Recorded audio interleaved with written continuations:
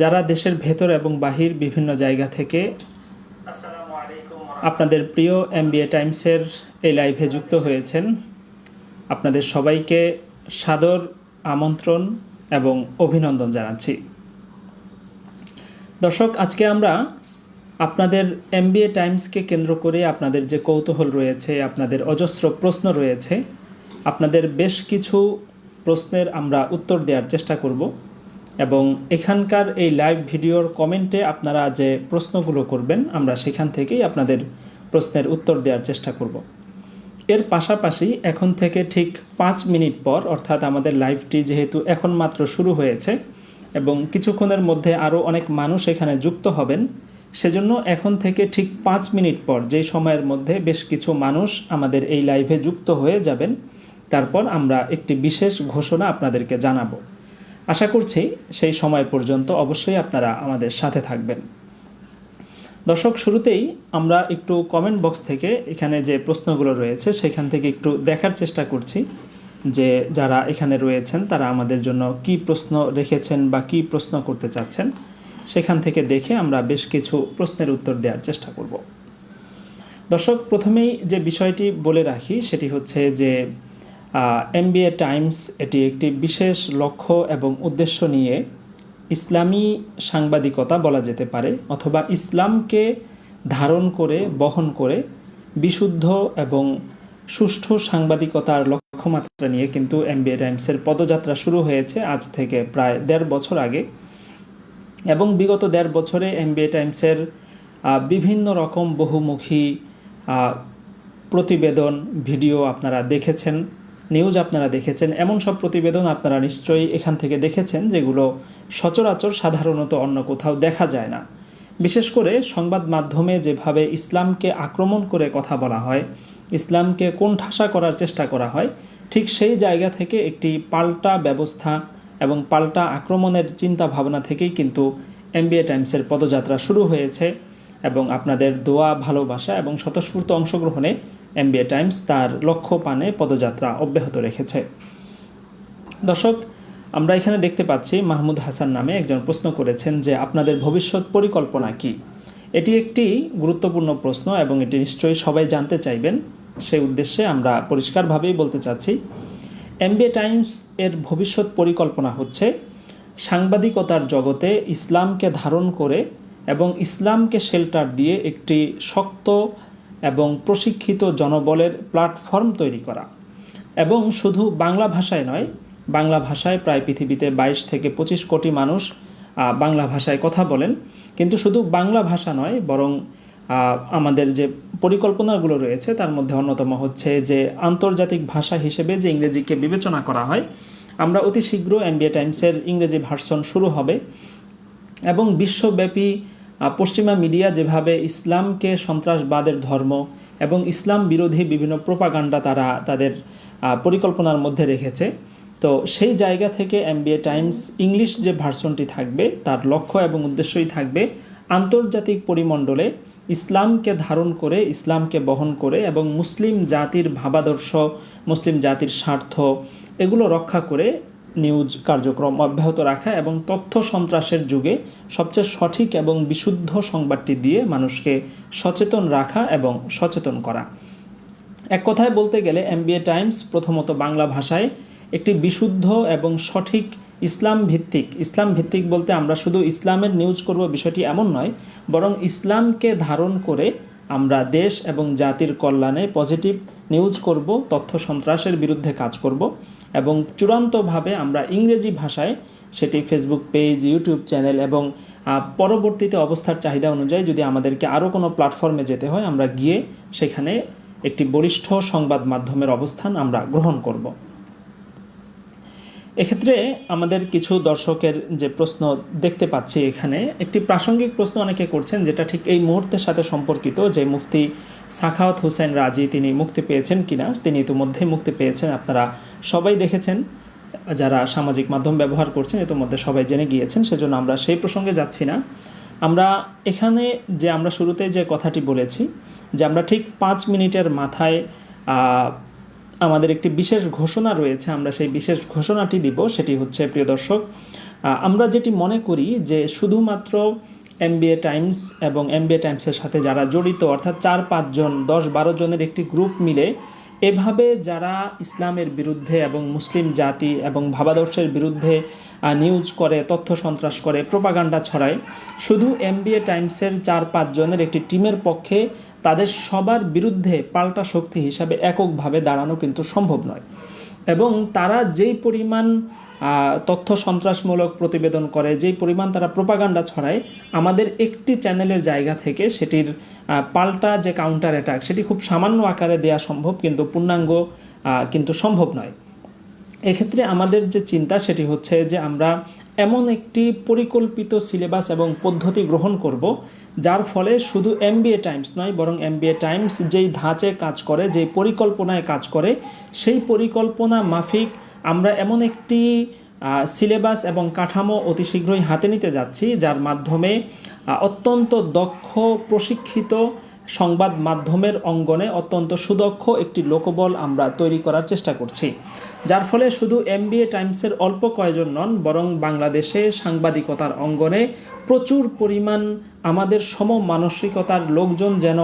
গড়ে ওঠেন এবং তারা এমবিএ টাইমস ঠিক যেই পদ্ধতিতে কাজ করছে এই পদ্ধতিতে আরও শত শত মানুষ কাজ করবেন, এই অঙ্গনে কাজ করবেন, সেই রকম লক্ষ্যমাত্রা নিয়ে আমরা সোজা কথায় বলতে গেলে অত্যন্ত সুপ্রশিক্ষিত সুযোগ্য আলেম এবং সাংবাদিক এই ধাঁচের আমরা কমপক্ষে কয়েক শত লোক তৈরি করতে যাচ্ছি। এবং এক্ষেত্রে আমাদের যে পরিকল্পনা সেটি হচ্ছে যে শুধুমাত্র কওমি মাদ্রাসাগুলোর ছুটির সময় অথবা রমজানের মধ্যে শুধুমাত্র কোর্সের ঘোষণা দিয়ে অল্প কিছু মানুষকে এনে কোর্স করিয়ে 1-2 মাসের, এভাবে আসলে খুব একটা কাঙ্ক্ষিত ফলাফল পাওয়া যায় না। এক্ষেত্রে আমাদের পরিকল্পনা হচ্ছে যে আমরা একটি স্বাভাবিক যে সিস্টেম, এটি আমাদের যে স্বাভাবিক যে সিস্টেম, যে কওমি মাদ্রাসাগুলো যে সিস্টেমে পরিচালিত হয়, প্রয়োজন নাই থাকুক দিও না, আমাদের কওমি মাদ্রাসা যে সিস্টেমে পরিচালিত হয় আমরা ঠিক সেই আকারে একটি মাদ্রাসা প্রথমত প্রতিষ্ঠা করব, কওমি মাদ্রাসা, যেখানে একজন শিক্ষার্থী সে একেবারে প্রাথমিক স্তর থেকে সর্বোচ্চ স্তর পর্যন্ত পড়াশোনা করে অত্যন্ত সুযোগ্য একজন আলেম হবে। এটি আমাদের একটি স্বাভাবিক এবং সুযোগ্য আলেমে দিন তৈরি করার স্বাভাবিক কাঠামো। কিন্তু আমরা যে কাজটি করব সেটি হচ্ছে যে একটি ছেলে যখন আমাদের এখানে ভর্তি হবে, সে যখন কিতাবখানায় কিতাব বিভাগে সে প্রথম জামাত পড়বে, তখন সে একজন সুযোগ্য আলেম হওয়ার পাশাপাশি সে যেন একজন সুদক্ষ সাংবাদিক হিসাবে গড়ে ওঠে, সে একজন সুদক্ষ জাতিকে সচেতন করার মতো বাক শক্তি এবং লিখনী শক্তির অধিকারী হিসেবে গড়ে ওঠে। সেজন্য আমরা তাকে একেবারে প্রথম ক্লাস থেকে নিয়ে সর্বশেষ ক্লাস দাওরায়ে হাদিস পর্যন্ত আমাদের সুনির্দিষ্ট সিলেবাস থাকবে। এই সিলেবাসের অধীনে একটি ছেলে সে সুযোগ্য একজন আলেম হিসাবে গড়ে ওঠার পাশাপাশি অত্যন্ত যুগ সচেতন একজন সাংবাদিক হিসাবে গড়ে উঠবে। এবং 100 জনের সবাই সাংবাদিক হবে, প্রতি 100 জনে 100 জনই সাংবাদিক হবে, সেটি কখনোই হয়তো বাস্তবসম্মত নয়, কিন্তু আমরা এমনভাবে তাদেরকে তৈরি করার চেষ্টা করব যার ফলে তার সে যেই কথাটি বলতে চায় সেটি যেন সে খুব সুন্দরভাবে বলতে পারে, অর্থাৎ তার বাক শক্তি যেন সবচেয়ে চমৎকার হয়, একই সাথে তার লিখনী শক্তি যেন চমৎকার হয়, অর্থাৎ সে যখন মুখে বলবে তখন সে যেন সবচেয়ে সহজভাবে সবচেয়ে কঠিন বিষয়টিও বুঝিয়ে ফেলতে পারে, এবং যখন সে লেখার ভাষায় বলবে তখনও যেন সে লিখনীতে অত্যন্ত অল্প লেখার মধ্যে সবচেয়ে বেশি কথা এবং চমৎকারভাবে মানুষকে বোঝানোর মতো করে সে লিখতে পারে। অর্থাৎ সোজা কথায় বলতে গেলে সংবাদ মাধ্যমের এই সুযোগ্য লোকবল তৈরির জন্য 1 সপ্তাহ বা 2 সপ্তাহের কোর্সে কিন্তু আসলে এটি সম্ভব হবে না, বরং আমরা চেষ্টা করছি যে স্বাভাবিক কওমি মাদ্রাসার যে পড়ালেখা, আমি যদি বিশেষভাবে বা উদাহরণ হিসেবে আমার কথা বলি, যে আমি যখন কিতাবখানায় প্রথম জামাত থেকে পড়ালেখা শুরু করেছি তখন কিন্তু আমি স্বাভাবিক পড়ালেখাগুলো ঠিক রেখে ক্লাসে সবসময় প্রথম স্থান অধিকার করার পাশাপাশি কিন্তু আমি আউট নলেজ, যেটিকে বলে কারেন্ট নলেজ, অর্থাৎ সারা দুনিয়া সম্পর্কে জ্ঞান রাখা, সব কিছু সম্পর্কে সজাগ থাকা, সচেতন থাকা, বিজ্ঞান সম্পর্কে, তথ্য প্রযুক্তি সম্পর্কে, ইংরেজি ভাষা সম্পর্কে, অর্থাৎ একজন সুযোগ্য সচেতন সাংবাদিক হিসেবে গড়ে ওঠার জন্য যে প্রাসঙ্গিক এবং আনুষঙ্গিক শর্তাবলী প্রয়োজন সবগুলোই কিন্তু আমি ধীরে ধীরে শিখেছি। অনেকেই আমাকে বা আমার সাথে যারা কাজ করেন তাদেরকে প্রশ্ন করেন যে ভাই আপনারা এটি কোথায় শিখেছেন, কোথায় কোর্স করেছেন। তাদের সেই প্রশ্নের উত্তর হচ্ছে আমাদের ভবিষ্যৎ পরিকল্পনা। অর্থাৎ আমি বা আমার সাথে যারা কাজ করছেন তারা কিন্তু কোথাও 1 সপ্তাহ বা 1 মাসের কোর্স করে এটি শিখেননি, বরং তারা তাদের যে শিক্ষা জীবন সুদীর্ঘ 7 থেকে 10-12 বছরের যে শিক্ষা জীবন, এই শিক্ষা জীবনের মধ্যেই ধীরে ধীরে ধীরে ধীরে কিন্তু এই যোগ্যতাগুলো অর্জন হয়েছে। সেজন্য আমাদেরও পরিকল্পনা হচ্ছে যে আমরা এমন একটি শিক্ষা প্রতিষ্ঠান গড়ে তুলব যেখানে স্বাভাবিক পড়ালেখার পাশাপাশি একটি ছেলেকে যেন সুযোগ্য আলেম হিসাবে, সুযোগ্য বক্তা, সোজা কথায় বলতে গেলে শুধু সাংবাদিক নন, তিনি যেন সুন্দরভাবে যে কোনো জায়গায় কথা বলতে পারেন, সেটা সংবাদ মাধ্যম হোক, সেটা ওয়াজের ময়দান হোক, সেটা মসজিদের মিম্বর হোক, সেটা তাবলিগ জামাতে গিয়ে হোক, তিনি যেন সব জায়গায়, তিনি যদি কখনো রাজনৈতিক দল করে থাকেন তো রাজনৈতিক সমাবেশে হোক, তিনি যদি নির্বাচিত সংসদ সদস্য হয়ে থাকেন সংসদে গিয়ে হোক, যেখানেই হোক, তিনি যেন অত্যন্ত চমৎকারভাবে কথা বলতে পারেন এবং সুন্দরভাবে মনের কথাগুলো ফুটিয়ে তুলতে পারেন এবং ইসলামকে আক্রমণ করে যে প্রোপাগান্ডাগুলো ছড়ানো হয় সেগুলোর যেন তিনি সমুচিত জবাব দিতে পারেন। সেজন্য কিন্তু প্রথমত তার ভাষা যে শক্তি সেটি কিন্তু তার লাগবে, অর্থাৎ তার বাক শক্তি অত্যন্ত মজবুত করতে হবে। দ্বিতীয়ত তার লিখনী শক্তি মজবুত করতে হবে। তৃতীয়ত তার আউট নলেজ বা কারেন্ট নলেজ অত্যন্ত মজবুত হতে হবে। এখন এই যে লিখনী শক্তি, বাক শক্তি এবং কারেন্ট নলেজ, এটা কিন্তু 1 সপ্তাহ বা 1 মাসের কোর্সে হবে না, বরং একটি শিশুকে বা একজন শিক্ষার্থীকে তার পুরো শিক্ষা জীবনে ধীরে ধীরে এই বিষয়গুলো শিখতে হবে, চর্চা করতে হবে, এরপরে গিয়ে কিন্তু এগুলো হবে। তবে আমাদের যেটি প্লাস পয়েন্ট সেটি হচ্ছে যে আমরা একজন শিক্ষার্থী যখন এই জিনিসগুলো শিখবে, এখানে সাংবাদিকতার ভেতরে আরও বহু রকম কাজকর্ম রয়েছে। ভিডিও এডিট করা, একটি লেখা সাজানো, স্ক্রিপ্ট তৈরি করা, ভিডিও এডিট করা, কম্পিউটার সম্পর্কিত বিভিন্ন যে বিষয়গুলো রয়েছে এগুলোও শেখানো। অর্থাৎ এগুলো তাদের স্বাভাবিক পড়ালেখার মধ্যে ছোট একটা সময় দৈনন্দিন থাকবে, সেটি 1 ঘন্টা হতে পারে বা কম বেশি হতে পারে, যেই সময়ে আমরা তাকে বাক শক্তি শেখাবো, লিখনী শক্তি শেখাবো, কম্পিউটারের ভিডিও এডিটিং শেখাবো, তারপর অন্যান্য যে বিষয়গুলো রয়েছে সেগুলো শেখাবো। ইংরেজির যে প্রাথমিক এবং যতটুকু লাগবেই, না হলে চলবেই না, ততটুকু ইংরেজি শেখানো, এগুলো আমরা তাকে শেখাবো। এবং এখানে যে প্লাস পয়েন্ট সেটি হচ্ছে যে সে পুরো ছাত্র জীবন 7 থেকে 10 বছর ধরে সে শিখবে, এরপর গিয়ে সে সেগুলোর প্রয়োগ করবে, বিষয়টি এমন নয়। বরং আমাদের যে কার্যক্রম MBA টাইমসের, সেই কার্যক্রম কিন্তু একই সময়ে চলতে থাকবে। এবং যারা আমাদের শিক্ষা প্রতিষ্ঠানে, যাদেরকে আমরা এই কাজগুলো শেখাবো, সাংবাদিকতা অঙ্গনের বা লেখালেখি বক্তৃতার অঙ্গনের, তো সেই কাজগুলো যখন সে শিখবে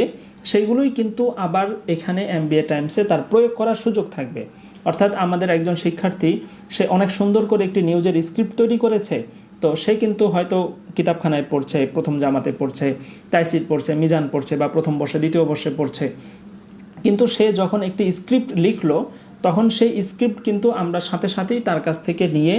এরপর সেটার সাথে ভিডিও যুক্ত করে আমরা কিন্তু সেটাকে নিউজ আকারে পাবলিশ করে দিব। আবার যদি এমন হয় যে একজন শিক্ষার্থী সে ভিডিও এডিটিং অনেক ভালো পারে, সে কম্পিউটারের এই বিষয়গুলো খুব ভালো পারে, তো তখন তার যে স্বাভাবিক সময় পড়ালেখা, সেই পড়ালেখার পাশাপাশি কিন্তু তার জন্য একটা নির্ধারিত সময় থাকবে এবং সেই সময়ে সে ভিডিও এডিট করবে এবং তার এডিট করা ভিডিওই কিন্তু নিউজ আকারে MBA টাইমসে পাবলিশ হবে। অর্থাৎ আমি বলতে চাচ্ছি যে একজন শিক্ষার্থী যখন সে স্বাভাবিক পড়ালেখার মধ্যে থাকবে তখন তার পাশাপাশি সে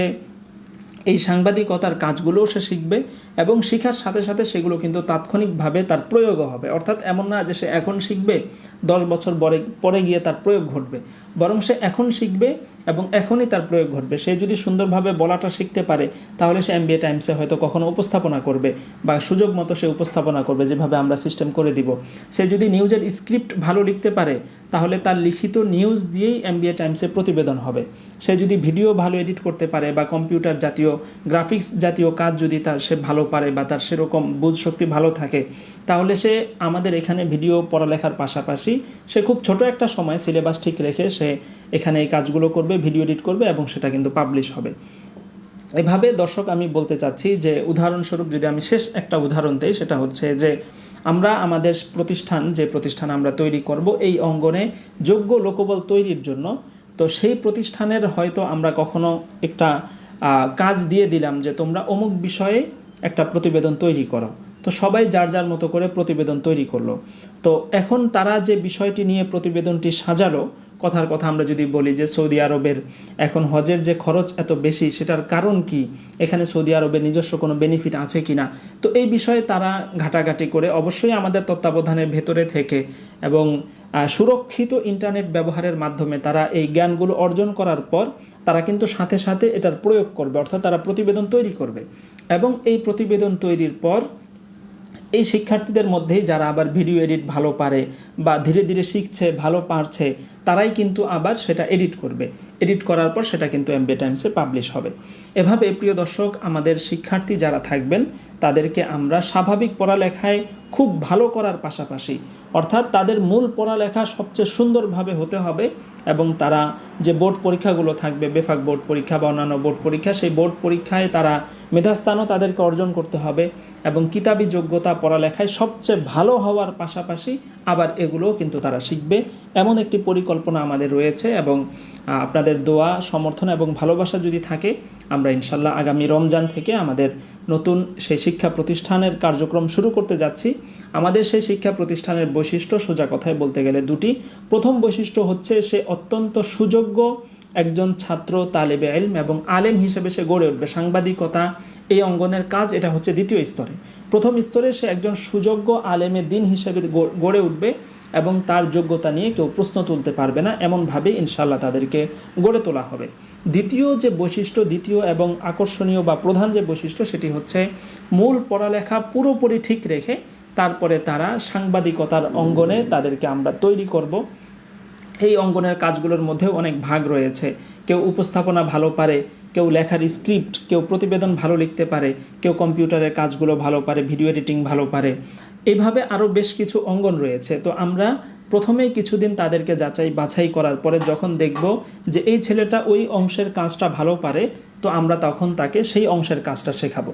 এভাবে কাজগুলো ভাগ করে আমাদের শিক্ষার্থীরা মূল পড়ালেখার পাশাপাশি তাদের সাংবাদিকতা অঙ্গনে তাদের অনুশীলন হবে, পরিচর্যা হবে এবং তাৎক্ষণিক এক্সপেরিমেন্ট বা অনুশীলনের মাধ্যমে তাদের কার্যক্রম কিন্তু এমবিএ টাইমসে বিভিন্ন সময় প্রতিবেদন আকারে প্রকাশিতও হবে। এভাবে একটা ছেলে যখন এই ধরনের চর্চা, অনুশীলন, এক্সপেরিমেন্টের মধ্য দিয়ে সে 7 থেকে 10 বছর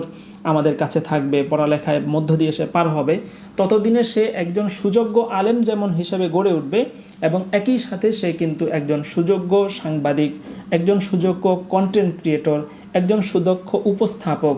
একজন সুদক্ষ বক্তা, একজন সুদক্ষ লেখক হিসেবেও কিন্তু সে গড়ে উঠবে।